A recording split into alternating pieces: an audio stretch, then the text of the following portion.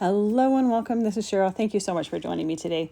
This is day 12 of the Crafty Advent Calendar from Spellbinders. For the first 24 days in December, I'm opening up one window and creating a project with that. Typically it's a card. At this point, I've only done cards. But the second I say that they're all cards, that's when I'll change my mind and create something different. So today we have another die set, a rotary dial telephone, absolutely adorable. This is going to work perfect with a couple of the sentiments from yesterday's stamp set. So it's going to be perfect to go with that as well. So we'll pull in that as well. So I have my pieces die cut. There's only 3 pieces to this phone. There is the shadow background piece. There is the upper layer that I have die cut from matte silver cardstock from the Silver Treasured cardstock pack.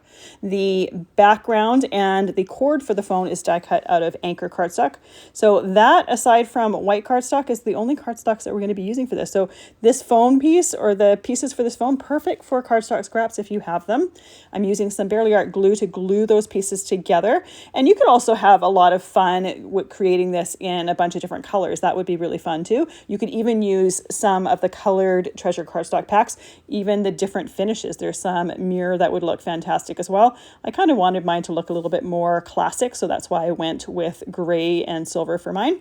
So I'm going to be using 2 sentiments from yesterday's set. I'm going to be using the one that says "Let's chat soon." That's going to go on the front of the card. And then the second one that I'm going to be using that I'll put on the inside of the card says "I'm here for you." So I thought those were perfect together and worked well for this phone die cut as well.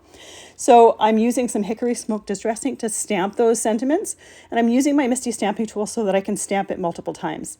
And that way I can make sure I have a nice clean stamping of that sentiment. So after doing the cardstock for the front, I'm going to take my card base. I'm going to stamp it right into the card base. Have to make sure that it's oriented right for the vertical card that I'm going to create. Once again, using my Misty stamping tool and stamping it multiple times till I have a nice, clean, crisp stamping of that sentiment. Now, when I was stamping, I got a little bit of ink on my fingers, and you can see it on the front of my card piece there.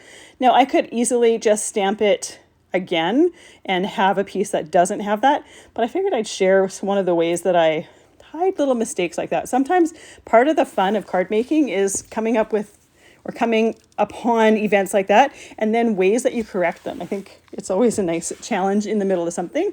So I'm just using my sticky mat to hold the cardstock down. I have it trimmed to 3 3/4 inches by 5 inches, and I'm using a large Spellbinders blending brush just to blend around the edges. Now, if you look hard, you can still see that mark, but it's hidden with that blending. The other reason for doing this blending is because I only have a small die cut and my sentiment. So I could cut my layers smaller to frame them in a little bit more, but by doing that ink blending, it does frame in and fill in that space as well. So sometimes those tiny little mistakes are just little opportunities to kind of make your card better, if you will. I'm using the same Barely Art glue to glue my card bases down. I always love using liquid glue because it gives you that wiggle room to move and shimmy things in place till you have perfect placement. And it starts to grab it really quickly, so you don't have to wait a long time for it to dry. You also don't need to use a whole lot of glue for this. And here we have our finished card. So the size of this die cut, you could also make smaller note cards as well, or even little tiny gift cards. Those would be fantastic with this as well. I always love that about the die sets from the Crafty Advent Calendar is they're a little bit smaller, but they're really unique and they're just fun to play with and create different projects with. Thank you so much for joining me today for day 12. I will be back again tomorrow where we will open up day 13, find out what's in there and create something with it. See you then.